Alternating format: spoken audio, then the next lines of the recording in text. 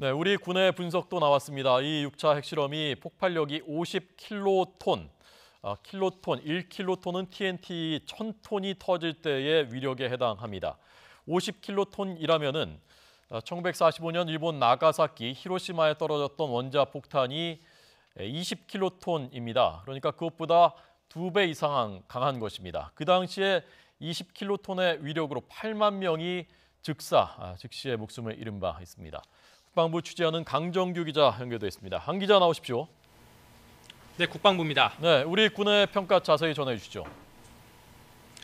네, 군 전문가는 오늘 북한의 6차 핵실험의 폭발력을 50킬로톤 안팎으로 봤습니다. 이번 핵실험에 따른 지진 규모가 5.7로 나온 것에 따른 판단인데요. 일본 나가사키와 히로시마에 떨어진 원자탄 폭발력의 2.5배 정도입니다. 그러나 미국은 지진 규모 6.3으로 판단했습니다. 이 기준에 따를 경우 6차 핵실험의 폭발력은 100킬로톤에서 200킬로톤이라는 계산까지 나옵니다. 통상 40킬로톤에서 50킬로톤 사이의 폭발력을 증폭 핵분열탄으로 보고 그 이상을 수소탄 실험으로 보는데요.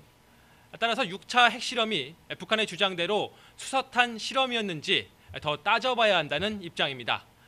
군 전문가는 또 북한이 공개한 장구 모양의 핵폭탄이 수소탄의 표준화된 형태라면서도 수소탄의 실물로 판단하긴 어렵다고 봤습니다.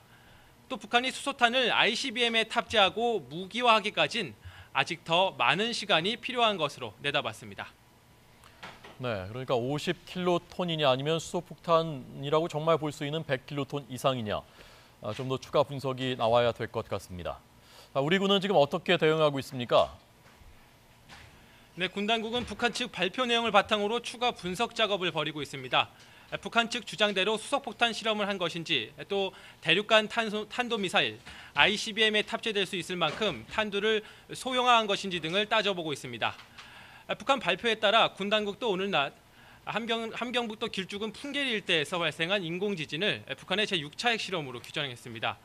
지진 규모는 처음에 5.6으로 발표했다가 5.7로 수정했습니다.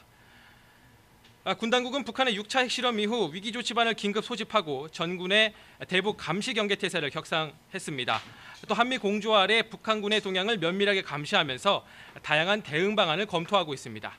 북한 측 발표 내용과 핵실험의 강도 등에 대한 분석 결과에 따라 대응 수위를 정하게 될 것으로 보이는데요. 먼저 북한 핵실험에 대한 정보를 확인하기 위해 대기 중 핵물질 포집을 위한 작전이 전개될 것으로 보이고요. 우리 군이 개발한 신형 탄도미사일과 미군의 전략무기 등을 동원한 무력 시위를 포함해 군사 옵션도 논의될 전망입니다. 합동참모본부는 북한의 6차 핵실험을 규탄하는 경고 성명을 내놓기도 했는데요. 우리 군은 북한이 이번 핵실험을 유엔 안보리 결의에 대한 노골적인 위반이자 세계 평화와 안정을 위협하는 심대한 도발이라고 규탄했습니다.